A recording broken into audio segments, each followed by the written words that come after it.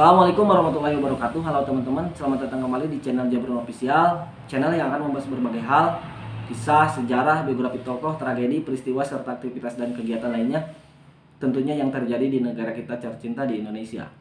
Dan pada video kali ini kita akan membahas tipis-tipis terkait dengan elektabilitas tokoh nasional. Apakah ada perubahan dengan hasil survei sebelumnya pasca kenaikan harga BBM? Namun sebelum video ini dilanjut, bagi teman-teman yang belum subscribe, silahkan subscribe terlebih dahulu, serta jangan lupa nyalakan lonceng notifikasinya agar ketika kami membuat video-video terbaru teman-teman tidak ketinggalan videonya. Serta jangan lupa link sawerianya diisi oleh teman-teman serta komentarnya agar kami lebih semangat membuat video-video selanjutnya begitu. Oke teman-teman, dengan tema kondisi sosial politik dan peta elektoral pasca kenaikan harga BBM, di mana hampir semua bahasan yang kemarin itu trennya mengalami penurunan, termasuk terakhir kita melihat partai PDIP meskipun di urutan pertama tapi turun menjadi 21% dari awalnya 24% karena kebijakan, asumsi saya karena kebijakan kenaikan harga BBM, di mana kita tahu PDIP itu merupakan partai oposisi, partai penguasa. Salah satu kelebihan partai penguasa adalah ketika ada kebijakan pemerintah yang dirasakan oleh masyarakat sehingga masyarakat merasa puas terhadap kebijakan tersebut, maka biasanya partai penguasa trennya ikut naik. Beda halnya dengan sebaliknya ketika partai penguasa membuat kebijakan, pemerintah membuat kebijakan yang dirasa menurut masyarakat ini tidak baik bagi masyarakat, seperti contoh kemarin kenaikan BBM, sehingga kepuasan masyarakat terhadap pemerintahan itu menurun, biasanya partai penguasanya juga ikut menurun. Nah, ini dialami oleh partai PDIP, asumsi saya. Atau ada juga beberapa pengamat yang lain mengatakan bahwa kenapa PDIP menurun, salah satunya adalah faktor kisruh di internal terkait dengan Ibu Puan dan Pak Ganjar. Walau alam, tapi saya lebih yakin pada pernyataan saya yang pertama terkait dengan pasca kenaikan harga BBM. Beda hal karena asumsi saya ini didukung dengan partai oposisi yang mengalami kenaikan oleh partai PKS, di mana ketika pemerintah menaikkan harga BBM, partai PKS itu naik walaupun tidak signifikan tapi mengalami kenaikan. Nah, pada video kali ini kita akan mengecek tipis-tipis apakah ada perubahan pasca kenaikan harga BBM, elektabilitas tokoh nasional. Kita ajukan kepada masyarakat ada 27 nama terkait dengan tokoh nasional. Apakah masyarakat mengetahui atau tidak mengetahui tokoh-tokoh tersebut? Dengan konsep pertanyaan, apakah Bapak Ibu Saudara pernah mendengar nama-nama berikut? Jika masyarakat mengenal, maka lanjutan pertanyaan kedua adalah apakah Bapak Ibu Saudara suka atau tidak suka terhadap tokoh tersebut. Dan hasil daripada survei tersebut, urutan pertama diduduki oleh Pak Prabowo Subianto. Nah, alasan yang pertama, asumsi saya bahwa beliau pernah mencalonkan 2 kali sebagai calon presiden. Kemudian di samping ketua umum partai Gerindra, beliau juga sempat menghebohkan Indonesia karena di 2019 beliau melawan Pak Jokowi, kemudian akhirnya masuk kabinet, dan itu sangat menggambarkan Indonesia. Akhirnya wajar ketika Pak Prabowo lebih banyak dikenal. Bahkan akhir-akhir ini, tahun 2022 ini, Pak Prabowo sering melakukan safari politik, kunjungan ke berbagai macam partai politik, seperti ke Pak Surya Paloh Nasdem, ke Caimin di PKB, bahkan terakhir ada naik kuda bareng bersama Ibu Puan Maharani, putra Ibu Mega. Dan variabel-variabel itulah yang menurut saya Pak Prabowo lebih banyak dikenal oleh masyarakat. Kemudian yang kedua ada Anies Baswedan. Kita karena ini terlalu banyak, kita ambil 5 terbesar ya. Kenapa Pak Anies lebih dikenal, bahkan peringkatnya sampai kedua? Karena memang Pak Anies memiliki posisi sentral yang orang lain juga menilai bahwa Gubernur DKI Jakarta, siapapun orangnya, itu pasti mahal. Karena potensi untuk dikenal oleh masyarakat satu Indonesia, peluangnya sangat besar. Untuk saat ini, walau alam ketika nanti ibu kota pindah ke Kalimantan gitu. Tapi untuk saat ini hampir tiap periode survei, periode mau pergantian pemilu, pemilihan presiden, pemilihan umum, itu trennya selalu ada gubernur DKI Jakarta masuk radar di sana. Dan posisi kali ini diduduki oleh Pak Anies Rashid Baswedan. Di samping daripada mungkin ada beberapa kebijakan Pak Anies yang dipandang oleh masyarakat cukup bagus, sehingga pemberitaan mulai masif ke masyarakat. Kemudian Sandiaga Uno ini hampir mirip dengan Pak Prabowo. Pak Sandiaga Uno tingkat pengenalannya itu dikenal oleh masyarakat sangat banyak karena memang beliau juga pernah mencalonkan diri sebagai wakil presiden. Artinya bahwa walaupun wakil presiden, tapi beliau kampanye bukan bukan hanya untuk satu kabupaten atau satu provinsi, tapi beliau kampanye untuk satu Indonesia. Artinya lebih banyak peluang besar dikenal oleh masyarakat dibanding tokoh yang lain. Nah, sama dengan halnya Pak Ahok di posisi kelima. Ini nasibnya karena memang beliau pernah menjabat sebagai gubernur DKI Jakarta.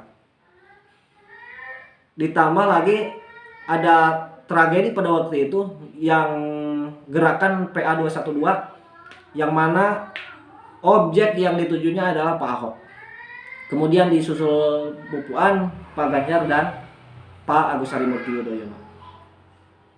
Dan terakhir bahkan Ibu Khofifah dan Pak Erlangga itu di bawah 60%. Ibu Khofifah di bawah Ibu Risma. Ibu Khofifah hanya mencapai 55% dan Pak Erlangga sebagai Ketua Umum Golkar hanya mencapai pengenalan masyarakat 54,8%. Kemudian terakhir ada Bima Arya dan Budi Gunawan.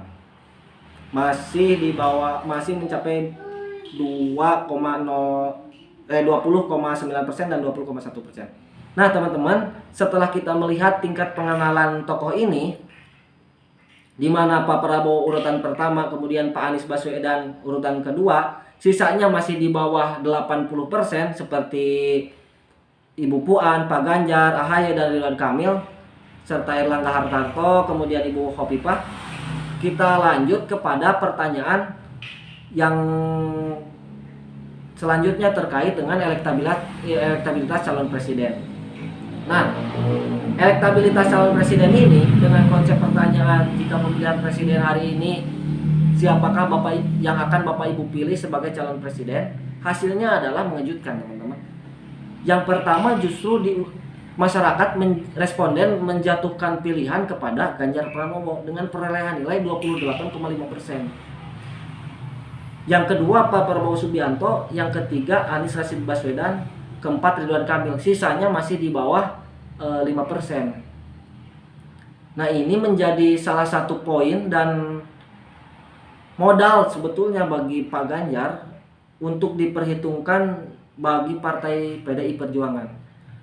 Kenapa Pak Ganjar Pranowo sampai hari ini elektabilitasnya mencapai urutan pertama? Kalau kita lihat dari beberapa variabel seperti kisruh di internal PDIP yang belum juga selesai memberikan keputusan sampai saat ini, siapa sebenarnya sosok yang akan diusung oleh PDIP, apakah Ibu Puan atau Pak Ganjar Pranowo. Nah, ada beberapa momentum kalau kita lihat dari kisruh ini, sehingga Pak Ganjar menurut saya lebih diuntungkan dengan pandangan bahwa beliau sepertinya didolimi oleh partainya sendiri, sehingga mengakibatkan simpati dari partai-partai yang lain. Udahlah gabung aja ke Golkar misalnya, udahlah gabung aja ke PKB, udahlah gabung aja ke Nasdem dan lain sebagainya.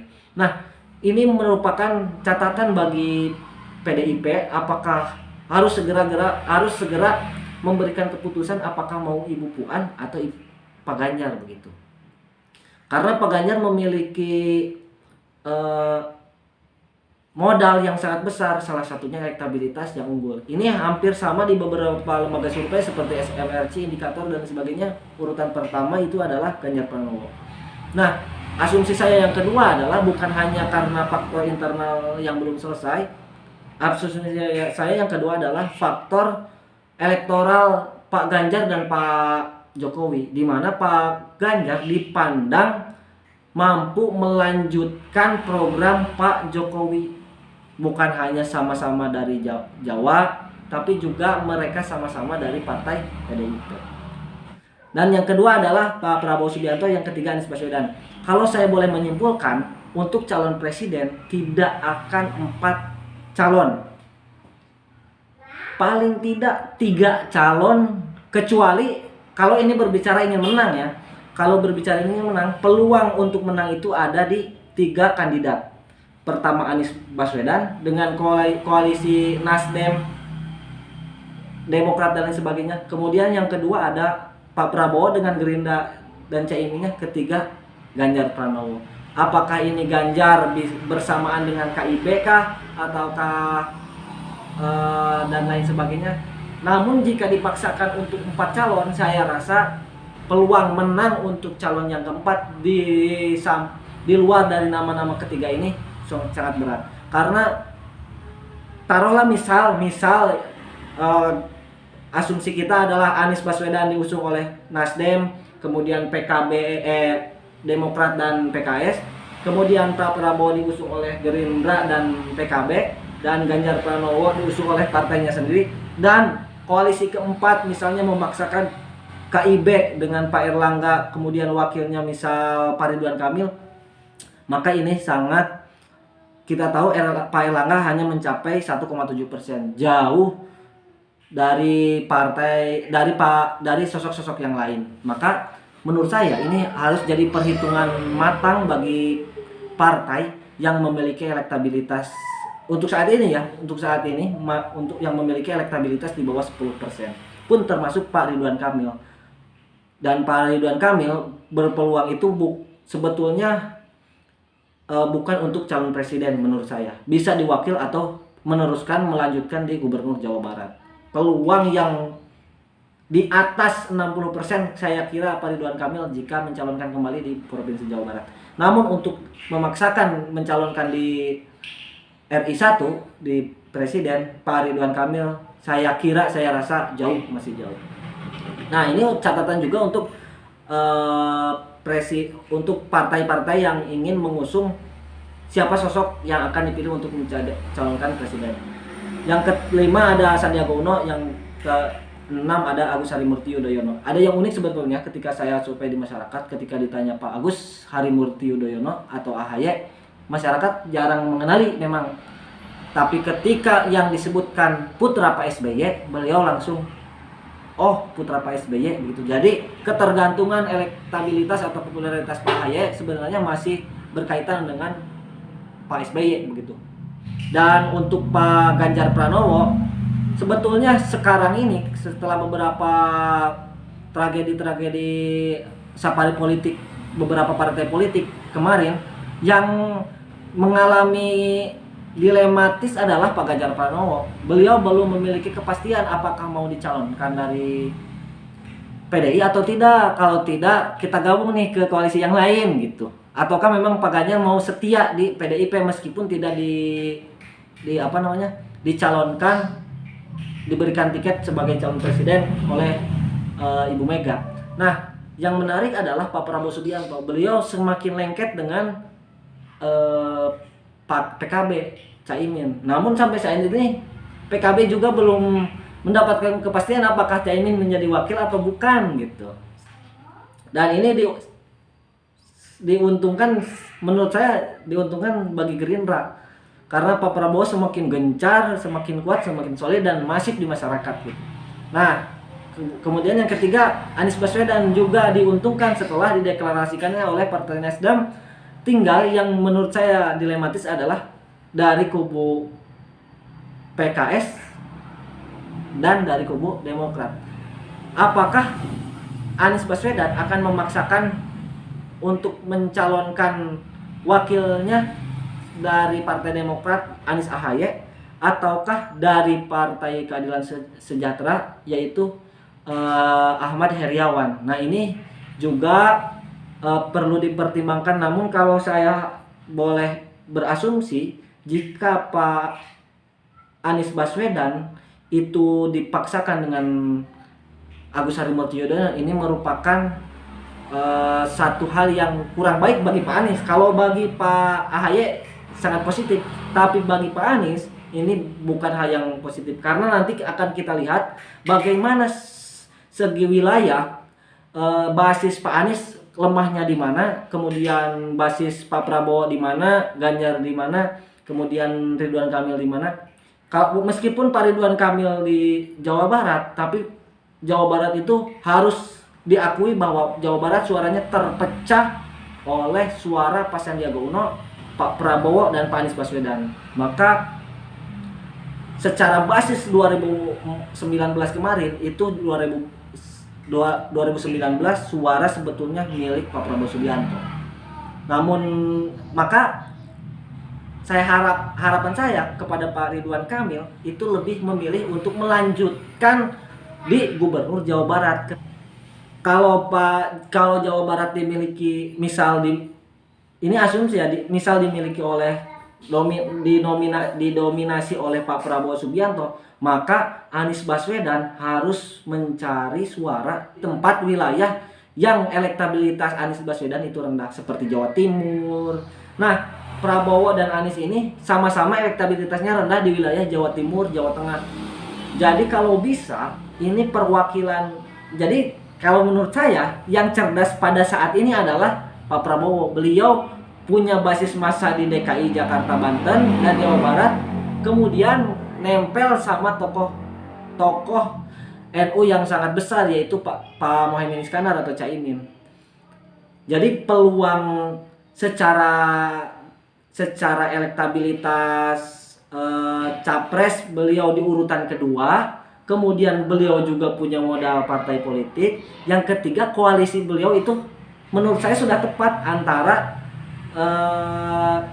elektabilitas beliau yang rendah di Jawa Tengah dan Jawa Timur. Tinggal kedua sosok ini, Ganjar dan Anies, menentukan wakil gubernur yang pas untuk melengkapi kekurangan elektabilitas Pak Ganjar. Kira-kira di wilayah mana nanti Ganjar Pranowo lemah gitu.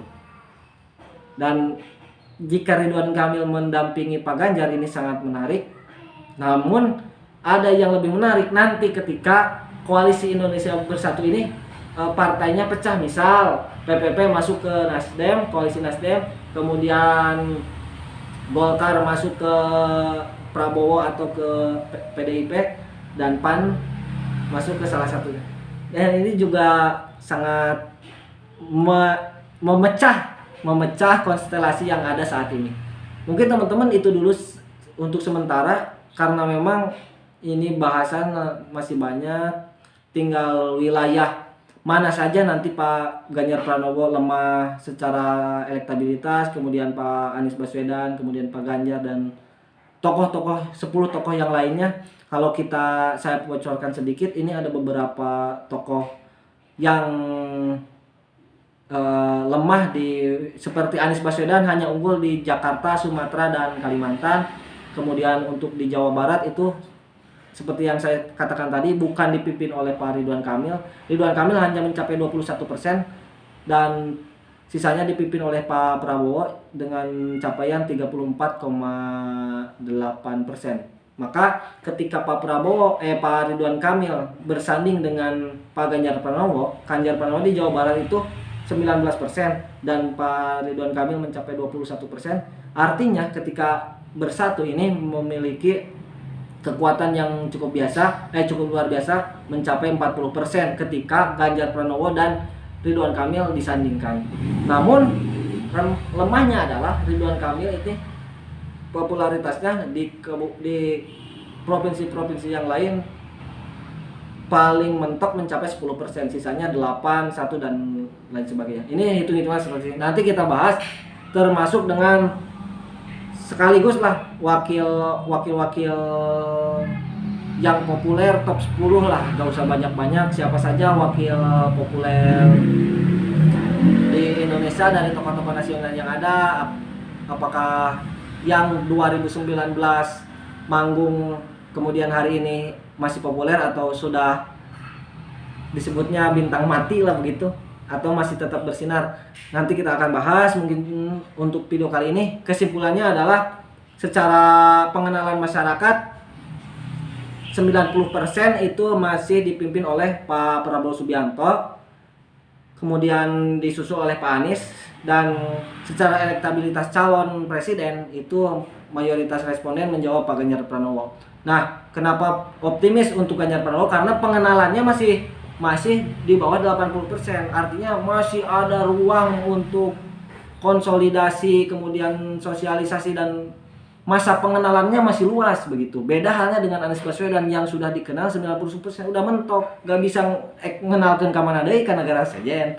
Nah, beda halnya dengan Ganjar Pranowo. Ganjar Pranowo masih di bawah 70, di bawah 80%, hanya 77%. Artinya peluang untuk ke masyarakat, dikenal luas oleh masyarakatnya masih besar gitu. Nah, otomatis peluang elektabilitas pemilihan presidennya juga Ganjar Pranowo sudah masih besar. Jadi ada dua